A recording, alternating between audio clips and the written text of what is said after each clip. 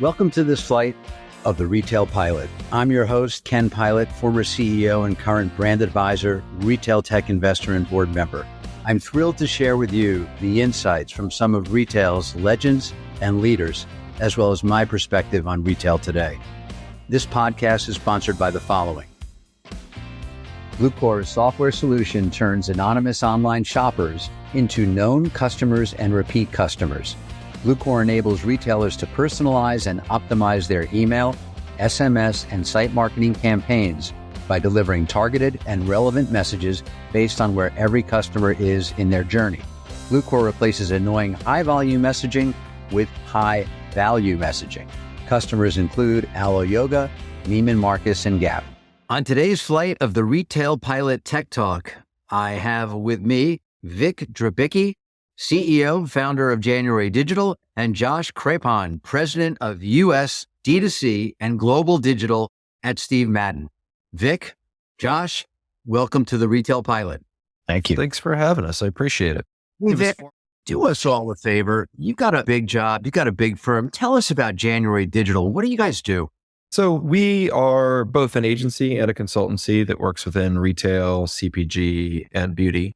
On the media side, we do everything from very tactical performance media to really high-end TV integrations and everything in between. On the consulting side, we do brand strategy work, team planning, in-housing, MarTech advisory, all those things. The idea is that if we are really great consultants who can help you build really amazing strategies and views for the brand, and our agency side is absolutely excellent at executing those. And so that combination is a little bit different than some of our competitive set who tends to be only strategic or only executional. We work with folks like Carhartt, obviously Steve Madden. Josh, I actually think at Steve Madden, this is our third time to work together. We worked together at Cole Haan and Troy Birch as well. We all go back a ways. Yeah. So work with a whole host of retail and CPG brands. Excellent. Josh, tell us a little bit about what you do and how you're helping the Steve Madden brand continue to scale.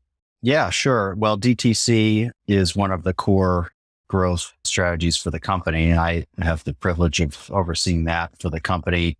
So that's our retail and outlet stores, our online presence, and, which has obviously gone through a lot of change in the last 4 years. And we've all sort of learned how to deal with that in different ways. But that's my remit today. It's pretty fun. I love it. No 2 days are the same. Yeah, I think it's an understatement to say the last few years have been different. Josh, and I don't want to pat you on the back too hard, but the amount that has changed from having no stores to being all digital to having to be stores and how consumers have changed from COVID to now has been nothing short of exhausting. So kudos to you and the team. And to put it another way, it's like, we're talking about, media trends going into Q4 and we talk about the election and it's like, what's the election going to mean? I'm like, listen, that's 1 week where people are going to be distracted. Like we just went through an entire 2 years where people were totally distracted. I'm pretty sure we can get through this and we'll be okay going into the holiday season. But 1 week is like, come on, we got this. Clearly, Josh, a lot of your time is consumed with how do you move the brand forward, whether it's with stores, online, marketing being a key component. I wanted to jump right into marketing and talk a little bit more about performance marketing. Kind of a catchphrase. What is it really? Vic, talk to us a little bit more about where marketing is today relative to performance marketing. What are the key measures? How do you view marketing with your customers? Sure.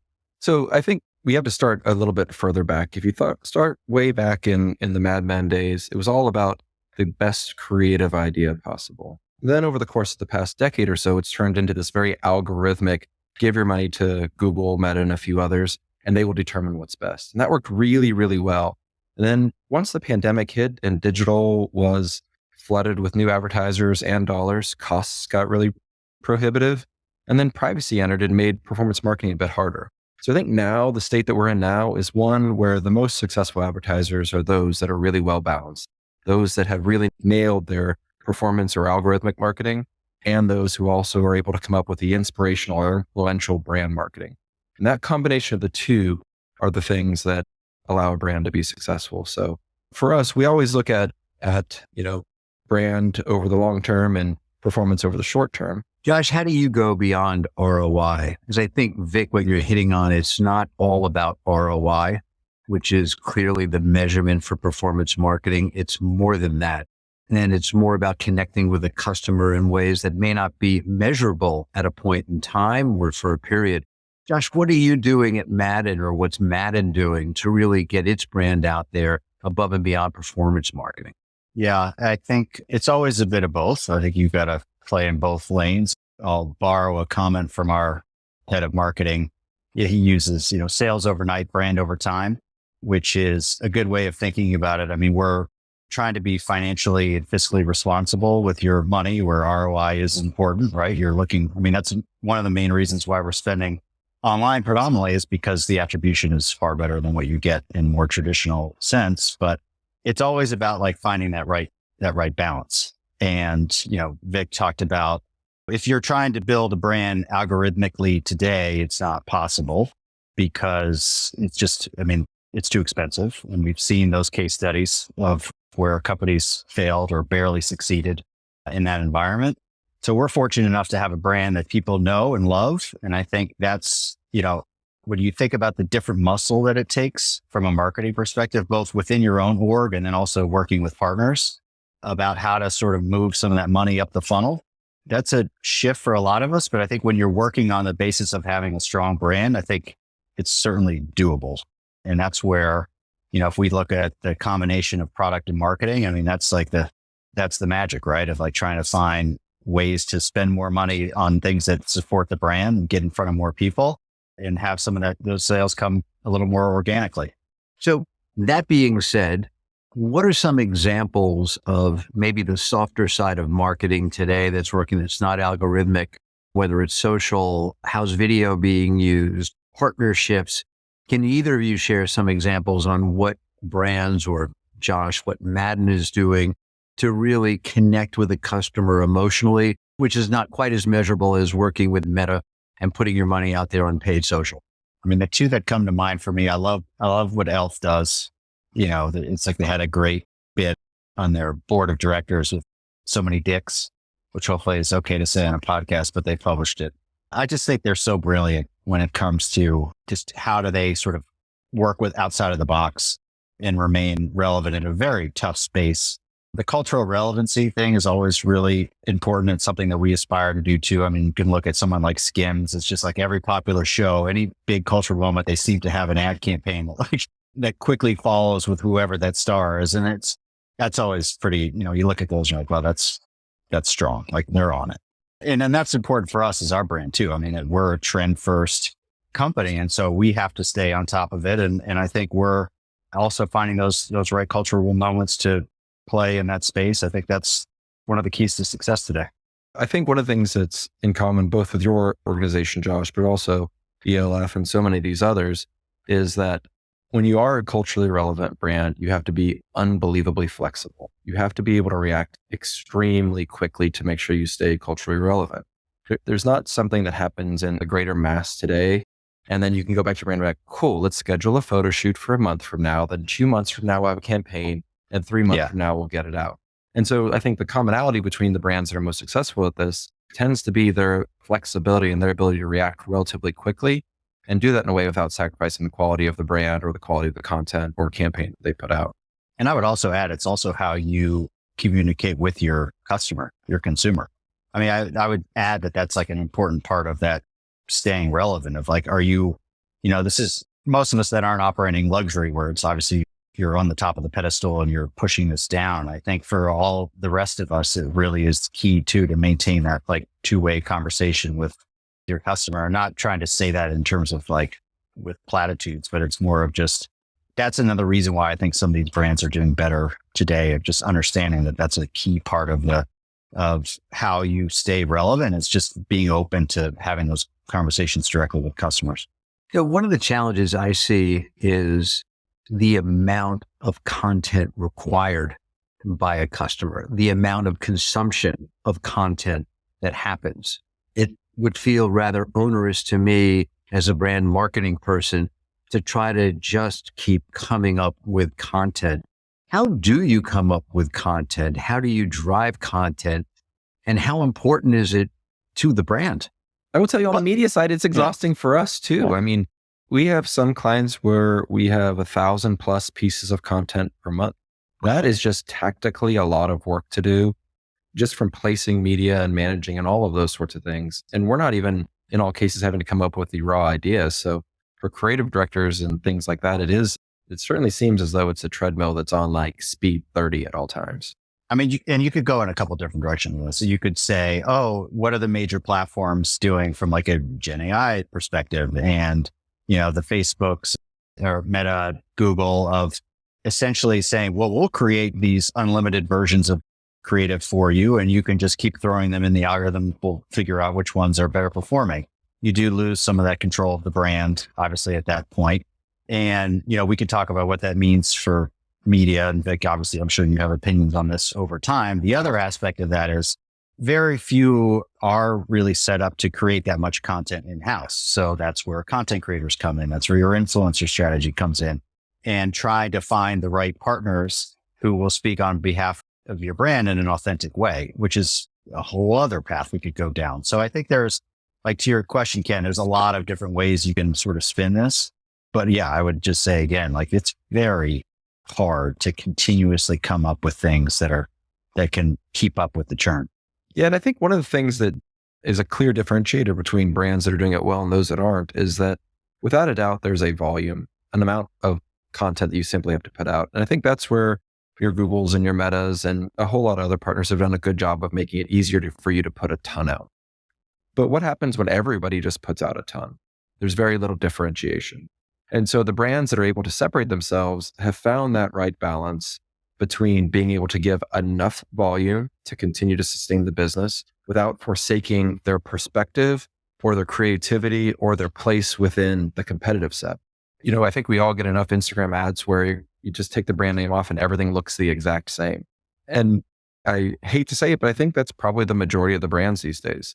But those that have some differentiation, those are the ones that build customer loyalty really quickly. They build word of mouth really quickly.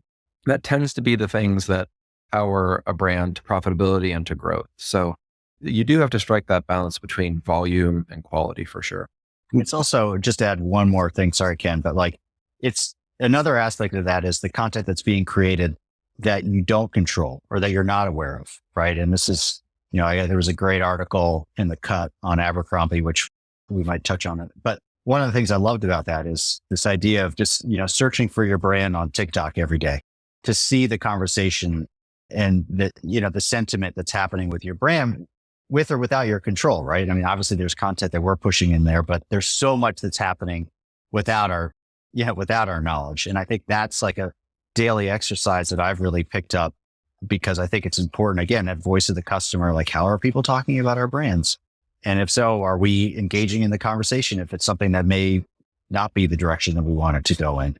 So there's a whole other aspect, I think, of just knowing what else is out there and trying to stay on top of it. And I'll pick up on what you said. You're mentioning TikTok, just the importance of video.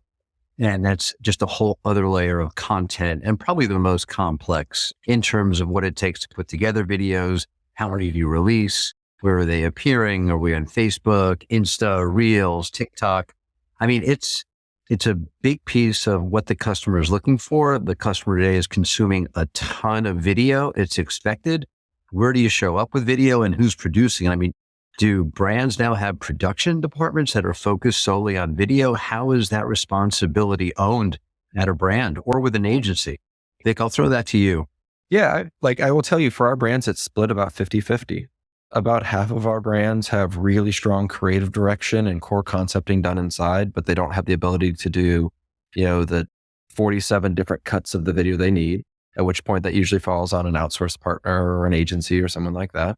And the other half haven't been able to build that strong creative muscle in-house, at which point they come to folks like us or others and go, hey, help me figure this out. We kind of sort of know what we want, but we have no idea how to translate it to the actual use cases for TikTok and Reels and all those other things as well. So it really is on a case-by-case basis. I will say this, if I could look back 10 years ago, I kind of wish I had a creative shop, because right now those guys can charge just about anything given the enormous amount of volume needed of creative and production, post-production, and all of those things. expectations are changing a little bit in terms of content by channel or by platform. So if we're running on YouTube, you want to have like generally speaking, higher quality commercial like content.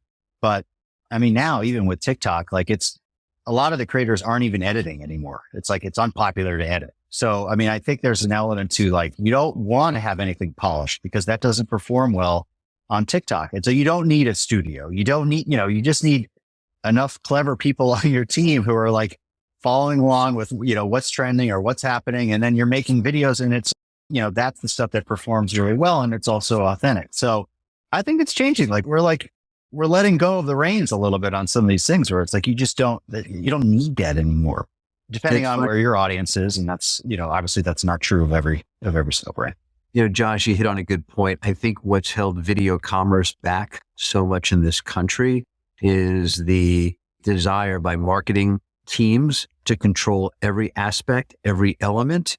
And that's precluded companies from doing just what you're saying, letting go, allowing it to be organically produced, and actually creating a fun event versus something that's canned. And perhaps as we continue to move down that road of letting go, still keeping it on brand, but it can be done with, I guess, broader guardrails, if you will. We'll start to see more video commerce perhaps happen in this country because it's just not happening today, which is weird because the customers out there, kids out there love video. They're consuming tons of it. How are we not selling more through video? I think the tide on that's beginning to change though. If you look at just sort of retail earnings over the course of the past quarter or so, that the gap between the winners and losers is getting wider. And one of the winners is TikTok shops. One of the fastest growing places in retail is TikTok shops. Now it's not quite video shopping, but it's about as close as we can get right now. Yes. And so to see that begin to take off in the way that it has, alongside Shein and Temu, it's interesting to see. And now they've got partnerships with Amazon as well, which should only further fuel growth. I think you're onto something, Ken, and I think it's just around the corner. I think it's closer than most people realize. I disagree. And here's why. I don't disagree with it's the timing that I don't necessarily agree with. And I feel like it's amazing how long it takes consumer behavior to shift. And let's go back to the COVID example. Like, stores are dead. Remember that?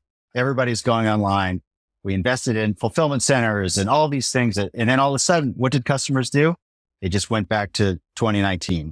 It just took them a little bit longer than we expected, but the behaviors all went back. So when I think about video commerce, if anyone is set up to succeed right now, it's TikTok because it's already built into their platform. They've already proven it out in China. That is a consumer behavior that exists. I just don't think in the US, it's a guaranteed success unless you want to look at this on like a 20-year scale instead of like a 1-year scale. It's the same with like AI. AI is going to take 20 years, 10, 20 years for it to just really be something that is like, I can't believe we were talking about that. I think it's the same with video shop. I think it's just going to take a very long time for people to change their behaviors where they're watching and shopping from TikTok. I mean, even in our data, we're on TikTok shop. I'm a believer. Let people watch and then they go to our site. Like that's the behavior. Yeah. And these are young people. They're just not like the behavior takes a long time to change. I don't disagree with you. Like, I think where my dear friend Josh might be mistaken is that it's not that video shopping precludes other behavior. It's simply that as a channel that is growing at an obnoxiously quick rate. And so if you look at TikTok shops who's already set up to inherently do video shopping well, and what we know is what Meta does is knocks off anything else that works. And they're the second biggest audience. If you look at what Google has done with Google Lens, which is within Chrome, you can take a picture of any product and shop it right there. You have essentially the three biggest forces in media, all making it easy to do. It doesn't mean people won't go to your store, and it doesn't mean people won't go to your site to buy. But all three of these things combined, that's an awful lot of force behind something that could change very quickly. Does that include your comments on the metaverse? Did you have the same opinion on that? I did not. You know why? Okay, because that was a pretty big force. I'm just curious. But it was an undeveloped force. It was hey, we're going to will this thing into existence versus TikTok, which, as you said, is something that's already been established and it's simply in a different part of the world. And so to your last comment on COVID, I think you're exactly right. But I actually thought that you made the alternate point really, really well, which is 2020 hit and everything shut down. it took the world about 6 months to shift from shopping in stores to shopping online. And then when people could go back, it took people a few months to shift back to also do stores. But when you look at the net, digital shopping is still up exponentially over what it was beforehand. The growth rates actually sustained. I think now digital is something like low 20% of total retail sales versus pre-COVID when it was mid to low double digits. So again, I don't think one, it precludes the other. If anything, it just makes it harder for all of us because there are more channels and more places, harder to track, harder to fulfill all of it, harder to keep consistency with the brand across all of it, harder to do all the creative about all of it. It's making things more difficult for us as marketers, but I think as consumers, it makes it easier and easier for them to shop. Let's take a quick break with a word from our sponsors.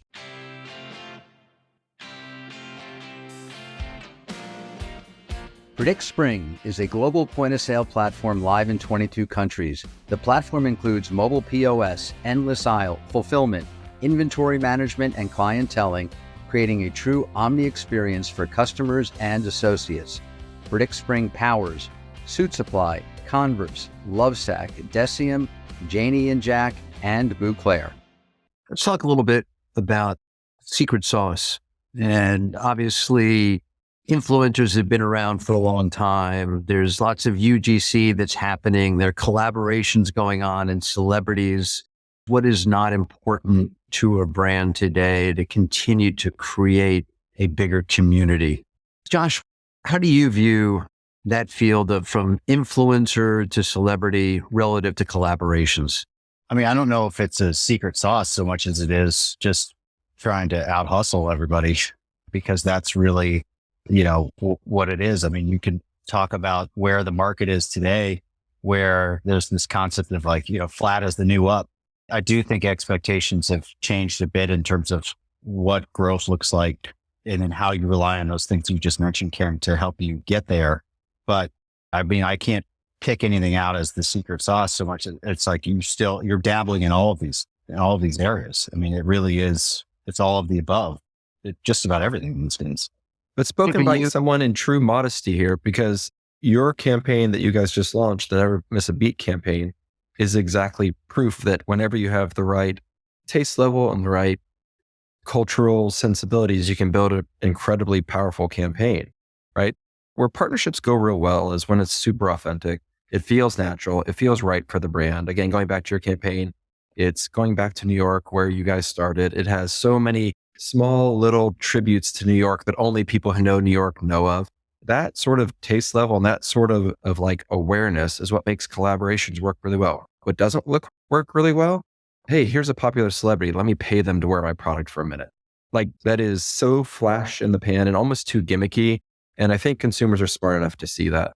Consistency and attention to detail and authenticity will get you a million times further than hiring the biggest person to be your collaborator. Vic, So we're back on the same page now. We're back. All right, good. Back We're back to together. being friends. Yeah. I was going to say Crocs has done a phenomenal job at this. The CMO at Crocs had said that they only do collaborations with people who already wore their product. They never go out to anyone who hasn't already proudly worn their product. And I think that's amazing. That's a great perspective. And also kudos to them for having a product that such a wide variety of people actually wear and do it publicly. So, it's something along the way that they've done their collaborations, whether it be with everything from the Cars franchise to Post Malone and everyone in between, is really exceptionally well done.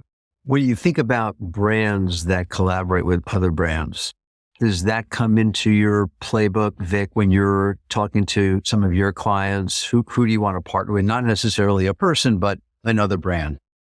Yeah, absolutely.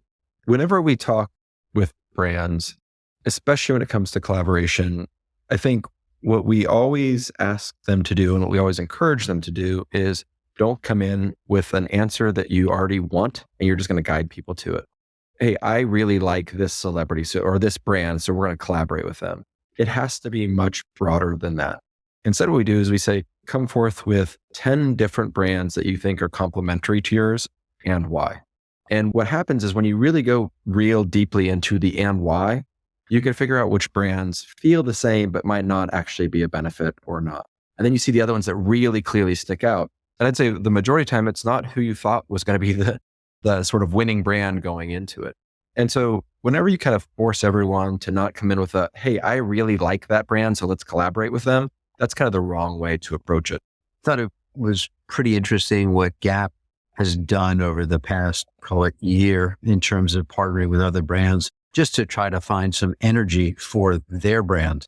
And it appears to be working, but I would turn it over to either of you to comment on that. And I'm referring to what they've done with Love Shack Fancy, Mad Happy, Doan. They've done some pretty good collaborations to the point where my daughter, who's 22, the other day said, hey, Dad, I'm going to the Gap. And I asked her why, and she said, I want to go buy something there that's by Doan. So any thoughts on, is this part of a Gap turnaround, or is it just literally a turnaround and back to where they were, which has been a struggling brand? I mean, there's different outcomes. I think anytime you're approaching a brand by brand collaboration, and sometimes when it's a larger collaborating with a smaller, one of those outcomes might be, hey, we're a heritage brand, but we want to show you that we are still culturally relevant and we're working with cool brands. Now, the benefit to the cool brand is, hey, we're working with this giant. It helps us grow more customers, right? So it's mutually beneficial. And so, yeah, they've had a few that have worked really well. I mean, the first one that comes to my mind was New Balance, they're all over on this, right? Like they got ALD collabs, they've got Slade, Benberry, but then they're also doing $1,000 sneaker with Laurel Piana. I mean, it's, their range right now is off the charts. So, and I'm sure it's, in terms of very calculated, in terms of they're getting streetwear, they're getting luxury, they're, all of these things, and they're just nailing on every one. So I just think, again, it's like, what's the outcome you're trying to achieve? Not to like throw stones at Gap or anything like that, but could it have gone any way other than up? I mean that honestly, like they've had a rough decade or so. And I think with fashion, what people often forget about is that they're like trends happen, they come and they go. And there is clearly an upward trend right now for sort of, I'd say, fashion adjacent type brands. And I think I would put both Gap and someone like an Abercrombie in like the fashion adjacent side. And so whenever that trend hits right, and you've got two brands, again, both I put Gap and Abercrombie, slightly different areas, but in the same general thought of that have some history to them, they're well positioned to take advantage of the trend. And I think both are doing an exceptional job of taking advantage of it right now. I think the collaborations help. I in think different ways, Abercrombie came back without collabs, right? They just turned that ship around. What do you think is behind? Let's shift over to Abercrombie. I mean, they just announced quarterly results up 21%. I mean, that's like what the luxury companies were posting every quarter. I mean, 21% growth quarter over quarter. That's pretty phenomenal. What's driving that? Josh, you have any thoughts on Abercrombie or what's making it so powerful in the space today? I mean, it's impressive. My 10-year-old who calls it Abercrombie, I mean, she loves it. I'm like, how does she even know that this, so what they're doing right now is resonating with a wide audience and a wide age range. And I think in some ways it's just, there just aren't many brands out there that have come back like this one without, like we were just saying, like without collabing with somebody who's helping them gain in relevance. And it wasn't an overnight shift, but they've been authentic to who they believe they are now as a brand. And they're not trying to out Shein. They're not trying to do things that Amazon does really well. They are in their lane and firing on all cylinders, and people take notice. And if it's weddings or the things that they're doing really well from an apparel perspective at the right price points. And that's such a tough space. That is so tough because you've got companies like Shein. So kudos to them. I just think it's impressive. Yeah, they've nailed the design. They're leaning into their history, which is done really well, while not pulling forth the things that they did poorly in the past. Pricing is about right. They're not on sale every single day, but they do have effective sales when they do it. They're size inclusive. They've got multiple brands. They've got weddings. They've got denim. They really have found that lane, and they are just right. And I think for everyone who no longer is trying to get the more expensive product, they're a pretty respectable sort of like trade down. And for those who want to feel as though they're getting a high quality product, they're a pretty reasonable trade up. They are exceptionally well positioned. The challenge then is how does the media pull it down, right? It's like I know the response from the stock. It's like, okay, now, we didn't meet expectations. I mean, we're not all NVIDIA, right? Like we're like was not triple digit growth. And it's like the Nike story too, of just like, it's just quarter over quarter, just continued growth. And all of a sudden, or Lululemon, right? It's very tough to maintain. And I know there was probably a view on the comps that just get harder and harder. But I mean, there is another side to that coin. I think that just is a challenge. This is where they're firing on all cylinders again. They have a great earnings report, but just to give themselves a little bit of room, their CFO goes, the future's kind of choppy. Let's set low expectations for the future. And then, I mean, just again, like a perfectly placed comment, and it sent their stock through the floor, which is still amazing given their growth, but it sets them up for a much better Q3 and Q4 earnings report because they've already set the bar low. Under promise and over deliver. That's always been my mantra. And, Vic, that's probably gotten you to where you are today. Let's talk about one of Josh's favorite topics as well as mine. Vic, you can opine and complain as we talk about something that's a bit more nerdy and a little bit off brand for you, but I want to get into MarTech with Josh because we love to talk about this stuff. Josh, what are some of your new favorite MarTech toys? Oh, there's always a lot to talk about on this. I would say the things that are interesting to me right now are in retention and loyalty. I think that's an area that's ripe for disruption. And I've talked to a few that I think are starting to scratch that itch a bit and come out. I think there's a lot of post-purchase, which is not MarTech, but there's a lot happening on post-purchase through refunds, through that entire sort of flow that I think there's some opportunity for upside. On the actual, advertising side of things, I have not seen a lot that's effective relative to what Meta's capital can provide. So I think anything in terms of audiences and segmentation, I just think that's not where I would be doubling down in terms of either investments or pilots or testing things out. So the other thing that's happening is there's a consolidation phase. I think there's a lot of companies that are finding now is a good time to merge or to acquire just because funding is getting a little dry. And I am definitely seeing some consolidation in the space, which I actually think is good for us on the brand side because it builds strengths. It gives them a little more resources. It gives them better revenue. So I'm seeing some of the ones that are doing that now as ones that I actually doubling down in terms of like strategic thinking. Vic, how do you lean into MarTech for your customers? What are they asking for? What's the biggest MarTech problem that you need to solve for those who are coming to January Digital? Yeah, it's pretty uniformly two places. One, you talked about, Josh, already, which is loyalty. People kind of have really tired loyalty programs that are not real sure what to do. So I'd say that's number one. And the second thing is for a decade plus, everybody's been told, collect data, collect data, collect data. Now they've built these really intricate systems that they don't get any value out of. And so many people are coming to us going, what do we actually do with this mess? Like, what are the outcomes? What should we do? How do we evaluate better? All of those pieces. And so, from our side, we have leaned really heavily into advising on the loyalty side, but allowing the brands to go make the right decision for themselves. But we've leaned really, really deeply into the analytical side, which is to say we've built a system that collects an awful lot of data and simply filters it into really clean, logical groupings that now marketing can act on, now planning can act on, now site can act on, all of those sorts of pieces. And so we've leaned really, really hard, both into the tech that we have built, as well as some tech that we've invested in. We work really closely with a company called Tracer.ai, phenomenal data collection platform, and a whole host of others that just allow people to make more logical decisions. It's not going to solve everything. Stop pretending that if you collect more things, it'll solve more problems. It's more about allowing decisions to be made clearly, easily, and quickly. It's interesting, Vic, in conversations I have with CEOs, I often ask them what's their greatest pain point, and many of them have come back to me, and it's been around data, pulling together their data. And I didn't really have any answer for them on who does it well. So I went out to a trusty friend of mine, Josh, and I said, Josh, I need help with customer data. Who's got a great customer data platform? And Josh, why don't you take it from there? I'll put the ball in the rim for you.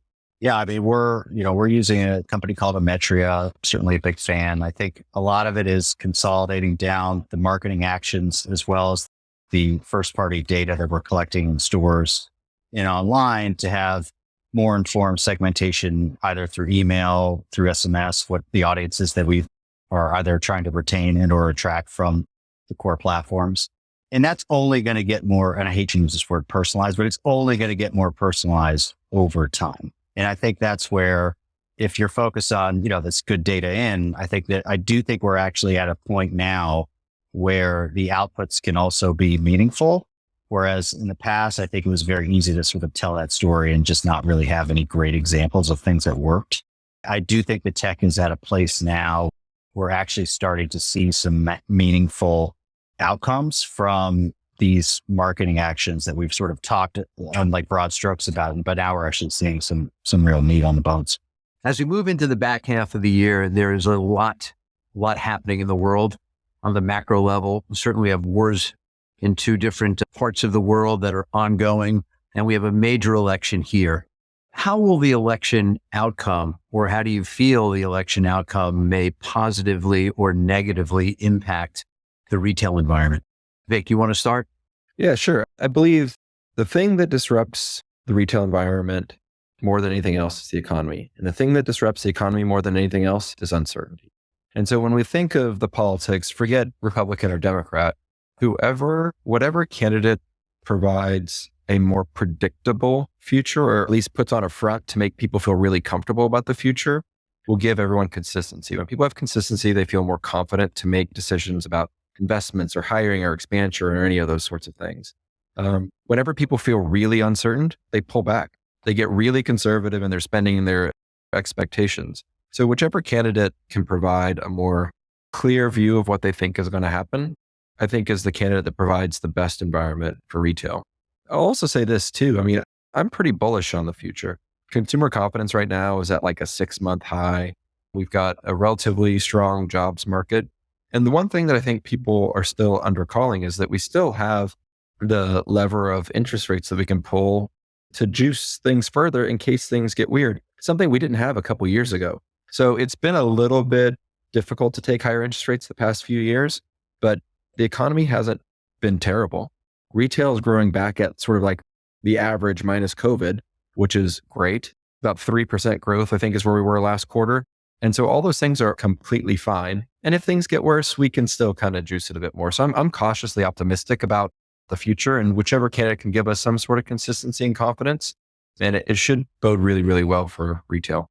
I'm an optimist too, I think, when it comes to this, Ken. I think good product, good business. I think good product wins regardless of any uncertainty. I think I would use almost the same talking points that I used when we thought there was a recession coming, and that was all we wanted to talk about, of what happens if there's a recession. And, footwear, handbags, accessories, those are recession-proof products because it's, you're purchasing for happiness, right? So even if things go south or not the outcome that we want, I do think there is an element to the space that we play in that people find comfort in and excitement in. And I think, in our products, great. So I feel good that we'll be just fine. I would echo both sentiments. It's a easier way for me to put my point of view out there because I'm just agreeing with you guys and you're my guests. But I am looking forward to getting beyond the election. I am also optimistic. I think we'll keep going kind of regardless of who we have in the White House. Obviously, we all have our favorites, our picks, but there seems to be a lot of momentum in the economy. And it is pretty amazing to think we can have that momentum with these high interest rates. And yes, we will probably see either a 1/4 point or 1/2 point adjustment by the Fed in a few weeks' time, which will probably only fuel things higher. Contrary to what the Times says, joy is a strategy. And with that, we'll land this flight of the Retail Pilot. Vic, Josh, thank you so much for joining me today. Yeah, thank you for having me. Thank you both. Thanks for tuning in to this week's flight of the Retail Pilot. And please give us a review on your favorite podcast platform.